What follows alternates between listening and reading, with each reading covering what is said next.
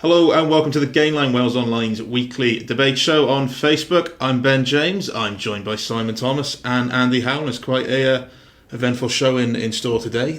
Just over an hour ago, received some breaking news about Rob Howley. He's received his suspension, 18 months suspended. He'll serve 9 of those. Quite a lot of, I suppose, incredible detail coming out through the Welsh Rugby Union's investigation.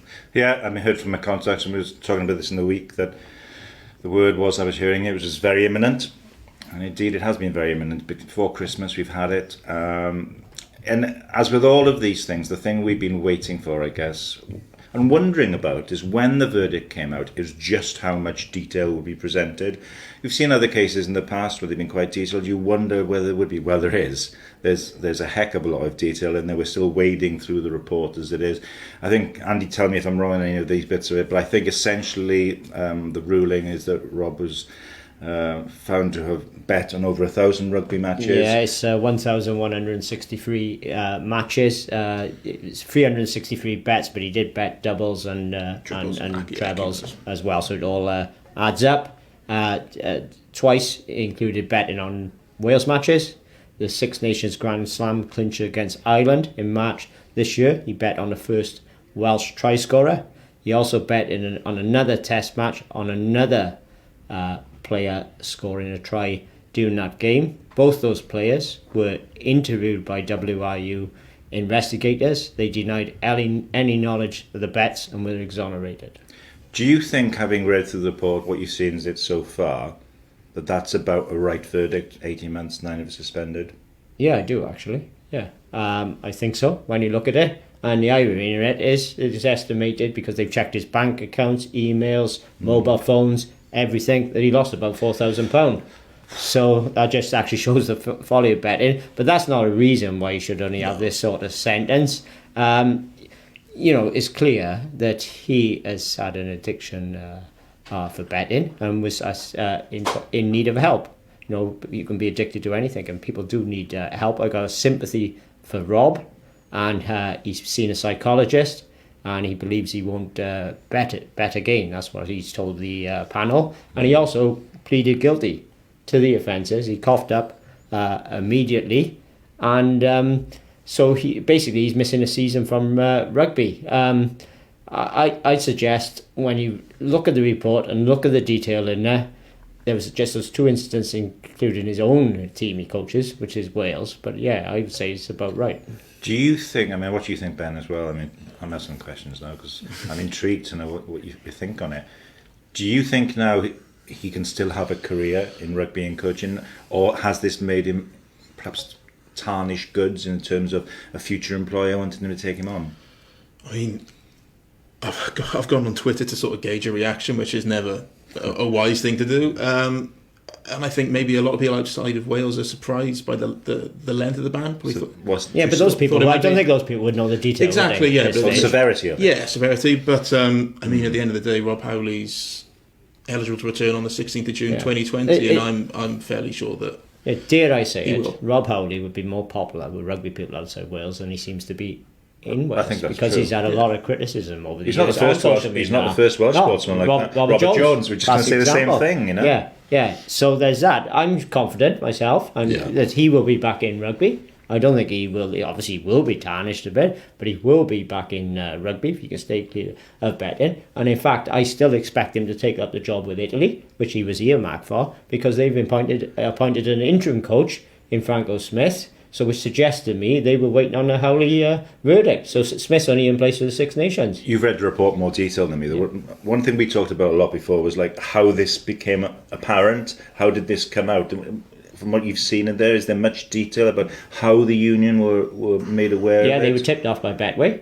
Yep. Howley had accounts for 3 bookmakers, Betway, Ladbrokes and William Hill. Right. In his own name. And like he said in his own works phone, his own work is his own name and all. He said, as he said to the panel, if he wanted to be a razor, he wouldn't have done it all in his own name. So which shows the folly of it, really. That if someone reported him, he was bound to get caught.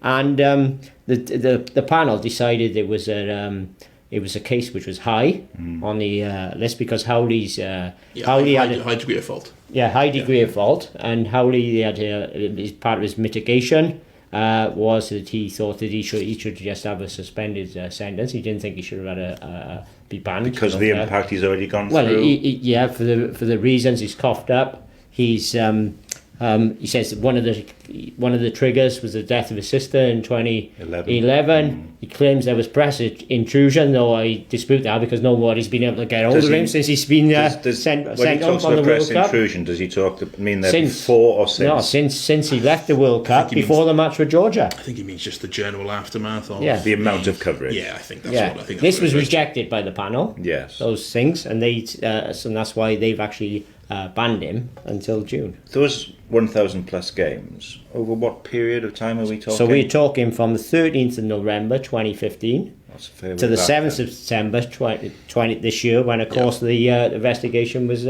launched. I mean, this is the thing, it's not... So it's 4 years, this is 4 years of betting. It's not a short period of time, is it? No, it's not. Yeah. I mean... When you look at the detail of that, I mean, we'd all been speculating and wondering because there were so many rumours doing the rounds on the internet, suggestions you'd bet against Wales, which I think we never really sort of bought into that. And I thought generally the rumours that we were hearing were, all right, he's bet probably on a game involving Wales. I think the thing that's going to probably start with people is the extent of the number of bets and the length of time, really. Yeah. And as you say, and it points to a problem, doesn't it? Of course it does. And it's not just the Wales national team, the senior team he's been betting on. He was betting on other Wales national teams as well. One phrase that struck me in the report I saw was that he saw it, is hobby the right word? They use the word hobby, yeah. But I would use the word addiction myself. I think that the report goes to great lengths to use the word hobby with caution because obviously it then does touch upon the death of his sister as being a trigger. So I think it does use the word hobby, but it very much strains to the extent that it's I know for myself, my hobby, cycling, is an addiction. You know what I'm saying? That's the reason I'm addicted to it, really. But I class it as an hobby. Well, there's a Ask my wife what she thinks. There's a thin line, isn't there, between really enjoying something and not being able to not do it, I suppose, exactly. Isn't it? Yeah. The thing though, which the panel couldn't get their head round, and I don't think any of us can, is why did he bet on rugby when he was legally entitled to bet on other sports? And Well, the other thing about it is, if he was doing it through channels that were easily traceable, which seems to be the case. Yeah, absolutely. Did he not? Was he perhaps aware that he was going to be caught, but just couldn't stop himself? I mean, we're kind of we've been amateur psychologists now, but I mean, it's almost as if he kind of part of him must have known this was going to happen. Surely. Well, no. Sometimes it's denial. Sometimes you live in denial about things, don't you? Yeah, so I wouldn't have thought, if he wanted to get caught, well, he was obviously, you would say, anyway, looking for help. I don't know if it's telling, but obviously Betway were the people who raised the issue with the union, and I think they were the ones he would have had the least amount of bets placed with. So are we saying the other bookmakers who he had bets with didn't approach the union? No, but they were approached by an employee of Betway. Now, it doesn't give specific details about that employee with Betway, what his role, what his or her role was, and why they come to the WIU in the first place. What do you think about all of this, Anne? And we've both known Rob for over 20 years, 25, 30 years. Is your instinctive feeling to feel sorry for him? Yeah, I do feel sorry for him. Yeah, because it's like mental health, isn't it? It's an issue to me. Yeah, it is. It's like having a drinking addiction or a drugs addiction or something. You've got to feel sorry for those people. He's gone in that world, and it's very difficult to escape it. Yeah, I mean, I suppose there's been precedent in sport. We can think of the example of Dean Richards, who had the Bloodgate affair. He served a much longer ban. It was 3 years, I think, wasn't it? And he's come back and been very successful. So you can do it. I suppose the question is. How Rob will view rugby now? Will he want to go back? Yeah, he will, definitely, I would say, because it's his life. Yeah, rugby is life. He was run rugby. How old is Rob now? I'm working in rugby. He's 49. So why not? The Leicester defence coach, he's back in. Phil Blake. After serving a sentence as well. Is it important then that rugby doesn't turn its back on Howley completely? Because I don't think it will. That's always the risk, isn't it? I don't think it will. I think he'll have friends in the games who will rally around him. They've probably done that already, and there'll be a lot of people, I'm sure, getting in touch with him. So saying they're thinking of him, and we both do, I think, because we've both dealt with him in the past. We've had our ups and downs with Rob over the years, but he's always sort of been pretty straight with us, amenable and talking generally. Obviously, there's times when he hasn't wanted to, and this has been one of them, understandably. But he's a human being. He's a great rugby player. He's got a good coaching CV, and you feel for someone when they've gone through a human frailty. Can we call it that? Yeah, yes, absolutely. The thing I was going to ask, what do you think of this, Anne? Because you've, as I say, studied this report. How do you think the union have handled this? Yeah, I think they handled it very well at the time. At the World Cup, I thought they were excellent. Martin Phillips did well. Martin Phillips, Judy Patterson, they went over there. They handled it very well. They said all they could say legally at the time, took the right decision. I thought, it was exemplary compared to, say, how the Ospreys handled the Alan Clark as their coach, sort of standing down as their coach. So and I think this panel, let's stress now, this is an independent panel, ask you, the same as in England. Who are these people? Wyn Williams is the chairman of the panel. Wasn't he involved in the PRB or something in the past? Yes, he was. And he did chair that one when Roger Lewis was in charge. That's right. Funny enough, you seem to forgot, but you were on a panel as well. A chap called Simon Thomas was on there. It wasn't me. Yeah, okay. Well, Simon's a lawyer, I believe. And Kerry Hegarty was on as well. So it's an independent panel, a judicial committee. So they heard all the evidence. The evidence is outlined in full detail in their report, which they've done like the Rugby Football Union do with Judge Jeff Blackett. And UK Anti-Doping do with all their cases. All the evidence is there for people to read. And then they've taken the decision on the sentence. It's been referred to World Rugby. If World Rugby objected to it, I guess they could appeal or whatever, or get come up. Has this detail already gone to World Rugby? Yeah. Do we have an idea of the timescale about when they actually met? This panel met? Yeah, this was decided on December the 9th, so last Monday. Yeah, so that was when he heard it. But obviously the investigation been going on for a while with investigators involved from the compliance and from the integrity unit, and how he handed over all his devices. Yeah, I mean, I think my gut feeling is that I'm glad it's resolved. You feel for Rob, but I think it had to be resolved. And I like the fact that there's a lot of transparency here. That's what we wanted. That's what we wanted. We didn't just want a sort of like 3-line statement. Exactly. I think that's good. Everything's out there now. So what I would say to people is read the report, and then they can draw their own conclusions. Yeah, well, we're obviously running a live blog and details, and we've got all the details. And our colleague Matt Southcombe is still poring over it, and it's been an incredible. We've been talking just the other day about maybe doing some pieces looking back on the decade and about the big kind of headline grabbing stories. I mean, this has been a huge story, Anne, isn't it? Absolutely huge. Story. Away from the field story though, not on the field. Yeah, off the field. Yeah, and I think it's far easier for him to come back from this sort of scandal and say it was like a doping scandal. I think he'd be more tarnished by that type of scandal and a betting one. And when you read the evidence and all, I think this is probably a bit. This is fair. Do you think any more will come out? Is that it now? Do you think? I think the inquiry has been so comprehensive. Yeah, right. And that would probably be it. The only way anything else could come out is if there was somebody else came forward and made further allegations. Is it your gut feeling that this is an isolated incident in Welsh rugby? Well, that's difficult. Well, difficult. When I say it's difficult to answer, but I know there's a lot of sports people in general who like betting on sport. What's of course essential is you don't bet on your own sport, because you can get in trouble.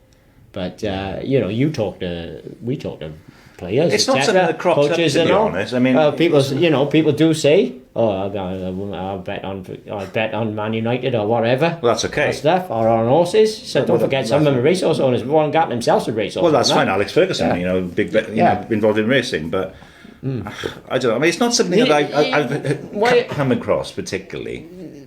Sports people very often got a lot of time. A lot of free time. Yeah. So it's the Xbox. Use your Xbox, all different things and all that, and it's easy to get drawn into different things, isn't it? Like that sort of world. I don't know if it's a bigger problem in football, but it's certainly a more recognised problem in football. People are starting to notice it more, where obviously football is an industry dominated by the betting market. Yeah, it's a long-standing professional sport, whereas rugby's only been professional since 1996. So before then, the players were working. Yeah, I just meant it's more recognisable in the sense that there are players and coaches talking about it openly. Yeah. Just look at the number of shirts with betting sponsors on them. Exactly. So that's it then. That's it.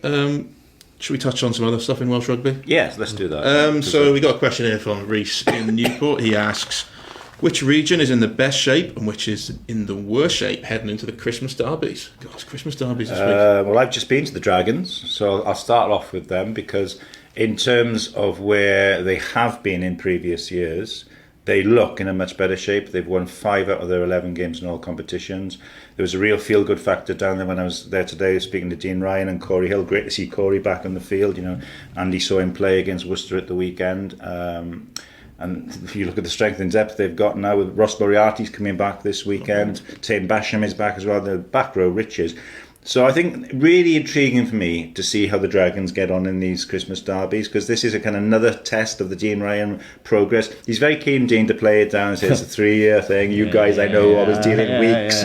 But he's making improvements week on week, I think, in fairness to say. And that Scarlets game? Yeah, 2 major improvements. The scrum is improving since he's brought in Olivia Azam as scrummaging consultant, the ex-French hooker who lives in Cheltenham, used to play for Gloucester. Yep. He's made huge strides with that Dragons scrum. All of a sudden, Liam Brown, whose issue has been scrummaging, young prop, but he's scrummaging a lot better. So the scrum is starting to develop this season and is getting better. Plus the other big thing you've just said there, Ben, is they brought in an outside half, which is what they've been missing. And Sam Davis, he controlled that game against Worcester at the weekend. Not only did he just landed all 6 penalties and a conversion, but the teams go to the corner, let's chase tries. Dragons didn't. They looking to keep the scoreboard ticking with penalties, and his tactical kicking was excellent as well. The challenge they face, because you've got 3 intense games over relatively short period now, is that when they were able to put their first team or near their first team, they look very competitive. The question is, as they probably have to rotate a little bit over those 3 games, when they perhaps They've got two home games, so will you target those? Well, I don't know. I mean, the Blues on Boxing Day is such a big game, local rivalry. I mean, can you ask Sam Davis, for example, to play in all 3 of those games? It's a tricky one. So their depth will be tested, and that's where I think, going back to the original question, who's in the best position? You would say the Scarlets, because their strength in depth at the moment, not just in the back row, which they are very strong in, but across the board. If you look at what Brad Moore did, you went to the game, Andy, if you look at what he did against Bayonne, it was a real mix and match, the likes of Angus O'Brien, Javier Sebastian, the prop playing, Jack Morgan playing, but all these kids, youngsters, did really well. And then you had alongside them experience, and I think he's going to keep on doing that. He's got a squad now. It's almost like the football rotation style, the old Mourinho thing, wherever. We're assuming he's still scores by the end of the week. Or you think it could be as rapid as that? Well, I don't know, but they're in discussions with New Zealand Rugby Union over a compensation package for Brad Moore to become assistant Ian Foster. You don't think even if he goes to New Zealand that he'll stay on to the end of the season? Read Wales Online later today. Well, there we are. So you don't know. But that's the big question for the Scarlets. Is do you try and keep him until the end of the season, or do you let him go now and bring in what would you do? Someone else? I keep him to the end of the season myself, because I think he's been. I think he's great. Yeah. He's great fun. He's highly intelligent, and he's clearly knows his rugby, and he's good. And I think he's doing a great job there. However, with these derbies, I'll point out with them, man, 2 of their derbies are away. They got to go to the Cardiff Blues, where with full strength team they had Anna in last season, and they wasn't a near full strength team, I suppose. And they go into the Dragons. I think you make the argument that all 4 regions are starting to show decent signs. I thought the Ospreys showed a lot of good going. I know they went down to Racing. I covered that game. I covered that Ospreys game. There are some seeds of, and I really liked the way they tried to play. I mean, are we saying it's been a Mike Riddick influence straight away? Well, there was a difference to it. There was an ambition, with the ball in hand I haven't seen for quite a while. That's what Mike likes. And yes, I know that their tries, they scored 5 tries in Paris against Racing. Not many teams do that. Now, yes, 4 of them came in the last 25 minutes when Racing had made changes. They had the job done already. But you've got to be able to play to score tries, and they did. Yeah. I really liked Kieran Williams in the centre until he went off and limped off. Leslie Klin took 2 good tries. I mean, so they're starting to show a bit of shape to them. As for the Blues, well, that game of the weekend kind of summed up where they are. They are summed up. They are so inconsistent. There are times in this season when they've played, real sort of rugby out of the top drawer. Champagne rugby, particularly the first game against Poe. And then the first half out tempo, they were absolutely munched. They were destroyed. I mean, there's some Paul were on a there's mission, some there's some months. Paul Tito. Paul Tito was absolutely smart, and he's one of the Paul coaches, ex-Blues captain. He was smart in after they got hammered last week in Cardiff, and he was out for revenge, and he had a vastly different side. And he had Ben Smith, for example, playing the All Black Great, classy player. They had two absolute monsters at prop. But did the Blues' problems come down to the old chestnut of the scrum in the first half? I watched it carefully. In the first half, they were munched in the scrum. There's no two ways about it. And they looked a lightweight pack generally. What I would say is that in the second half, they brought two kids on at prop. Well, those kids are better scrummagers. They should have started. Simple. What do you think? Tomaszewski and Azarati came on. Tomaszewski's had a good season. He's grabbed his opportunity with Rhys Carre going. I think overall, he's probably the first. In my book, he'd be the first choice current Blues Lucid. Azarati, well, he got right under the skin of the French. They'd been having everything was lovely out there. It was 31-7 to Pau. They were all happy. All of a sudden, Azarati comes on. He's not taking a backward step anywhere, and they decided to dispense some summary justice against Kieran. Kieran's from up in the valley. They're on the boy, and he's hard as nails. And he doesn't take a step back, and he really got under their skin. And it was part of shoring up the scrum and the Blues coming back. The thing with the Blues still, though, you do look at that pack of forwards, and there's a lot of ability in terms of dynamism, athleticism there, but it's the constant thing where you come back to when you get those big physical tests. Sometimes the pack seems rather lightweight. Is that fair? Yeah, I think that's still an issue, isn't it? They still need showing up at Rock, some more beef, and of course, I think those two young props are excellent. I've watched them this season. They've developed a lot, and they can't start every game, but I'd say that both of them, there's potential first choices. It was really the classic thing in that first half. They were on a heavy pitch against a heavy pack, and they were found out because the way they want to play is ball in hand, attacking rugby, difficult to do in that kind of conditions. Actually, when they changed the previous week, Jared Evans and Thomas Williams have been fantastic. Didn't quite happen for them get out tempo. They brought on a more kind of considered half-back pairing in Lloyd Williams, more so pretty more sort of tactically sort of if you're getting done up front, only on a back foot, it doesn't matter who you are, it's hard to play. So Lloyd and Jason Turvey came on. They did well. We must make a mention of Owen Lane. His finishing out there was absolutely outstanding. He looked, Ben Thomas again in that second half in particular, just looks a class act. They can score tries. I'm fascinated to know how it's going to go against the Ospreys. For one thing, will we see Alan Jones back? Will we see Justin Tipperick back? Will we see George North back? Any whispers? I think North might be back. There's an update that's going up later on Wales Online, which I haven't seen yet. Mark Wallace has done in the Swansea office. Tipperick, I would expect if all of those guys are fit, they'll all be playing. The VD comes back into the what was pleasing for me with that Ospreys is, Luke Price has had some really well. They started with Marty McKenzie. He made a couple of bloomers. Gave away two tries. Luke Price came on and played really well. That should be a big confidence. I thought he was really good. Yeah, I find that one quite a difficult one to call because they're both teams that have gone through tricky period as well. I mean, the Ospreys have only won one game out of 11 this season. Is that right? Something like that. Yeah. That's a factor on it, but. I'm really looking forward to the Christmas period. It's the old cliches, isn't it?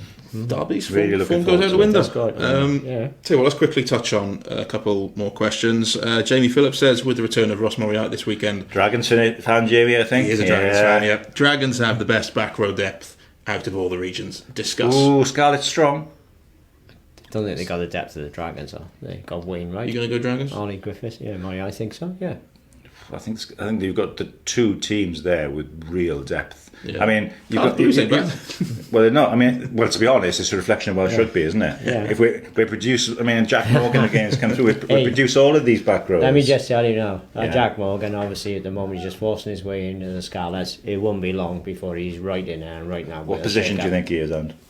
I think he can play blindside as well as open side, but I like him a lot. He really caught me. And he is so strong, and the stamp on him. What struck me at the weekend watching him was that a side of him I hadn't seen was his ability over the ball, playing at 7. I thought it was an interesting selection. He's really strong, and he's got a dynamism to it. Brad Moore said after the game, remember the name because you're going to hear a lot more of it. You did a piece along those lines on Jack Morgan, other players. Kieran Azarati was one of them. Azarati, Louis Rees-Zammit, Steph Well, Hughes. let's just mention Rees-Zammit a minute now, because he scored he set up another brilliant try at the weekend against Connacht. He's such an intelligent rugby player. When I say he was put away, two defenders were clearly going to cover him, but he went from his own half, got to just inside the Connacht 22. Two guys coming over. He's inches in from the touchline, showed how clever he is, because he stepped inside because he knew he was going to get bundled into the touch, but he stepped inside so he could give himself a chance to offload. And his offload, one arm behind the back, was just incredible, and they scored from it. Landa Foresti coaching his Was that you? No, it wasn't my. I can't claim credit for him. So the question I was going to ask is, from all these players that you've listed there, who would be your one sort of bolter for the Six Nations? Zammit Rees will be, I suspect he will be starting. Rees-Zammit. I keep getting it wrong, sorry. He will be, I suspect he will start against it in the Six Nations opener. And I don't see why not. Oh. George North, he reminds me so much of George. When George started, George was 18, started with a bang, 2 tries against South Africa. I'd argue this chap is a more natural rugby player, and if he starts against Wales, what a way to celebrate his 19th birthday, because it's the day after the Italian match. It's interesting. He'll be in a Six Nations squad. It's just whether it's under 20s or seniors. He's got everything. He's got size. But Andy, who do you leave out of your back 3 contingent? No. You wouldn't have him in the squad? Oh, I'm not saying in the squad, but in the starting team. No, but I'm saying if you look, you've got Halfpenny, you've got North, you've got McNichol, you've got Hallam Amos, you've got Owen Lane. That's 5 already. Which Amos. Josh Adams, you didn't. Josh Adams, that's 6. Oh, there we are. Amos. Well, who do you leave out then? Amos, for starters. Alan Amos. And one more? This boy is that good. Even let's go back to the very old days, like a John Bevan or whatever. This boy talent. He's got the size, he's got the pace, he's got the vision, and he's got the skill. There we go. I think of those uncapped players I listed, I think because when you look at where the problem positions are, in terms of injuries, the 2 that strike me are tight head prop and centre. Yeah. We know Thomas Francis is going to miss the whole of the Six Nations. Dylan Lewis is sidelined with a hamstring. He's going to be facing a bit of a race against time to get back. So you've got Leon Brown and Samson Lee. I mean, Samson's quite experienced. Leon, as Andy touched on, is coming through, but there's room for another tight end. So I think... Could the derbies... Will Griff John was the name I was going to throw. Yeah, okay. What about, could the derbies, though? Could it be decided by the derbies? And could Mr. Azarati, could he be coming to that Six Nations squad? I think Kieran, has got a lot of the attributes that you require. He really has. I like him a lot. I just wonder whether Will Griff John's experience, one of the most solid props in the Premiership, a couple of years older, he's, trod the boards. Hey, hang on a minute. The Premiership teams haven't been doing that well against the Pro 14 and all in Europe, have they? Let's Right, not get into and that. the other position is I touched on there was centre. Now, quite a few of those people in that list I did were centres. You got Steph Hughes. I mean, Steph's some new kid. I mean, he's made his debut for the Scarlets in 2014, but he's never had a run in the side like this. He's responded to that and responded to the responsibility of captaincy. He showed his. He does give quite a few penalties away for being offside, man. No, which is he does in games. That's the only negative, I'd say. The other centres I mentioned, Corey Baldwin, who played alongside him. Now, if you're looking for a 13 to come through, he's a talent. Another very reliable guy, Andy, I think you saw him at the weekend, Adam Warren. Whether he has got 1 cap actually against the Barbars a few years ago. Warren played really well he's played really well since he's been at the Dragons. He was good last season. He's playing well this season. What I like about Warren, he hits great lines, hits angles, and he's a decent player. And the other one is Ben Thomas. Yeah. So you've got a lot of young centres there, an experienced centre. Plus you've got the guys you mentioned earlier about the back 3. About a couple of those could play in the centre. Going back to the quickfire question I asked. One bolter. What was the question? It was one player. I named mine. Yeah, just one name rather than the 30 we've had. We had a nice debate. It was. I think Ben Thomas. There we go. Well, there we go. That's it for today's Game Line. It's been quite a jam-packed episode. You can catch all the latest news, including the Rob Howley stuff, on Wales Online.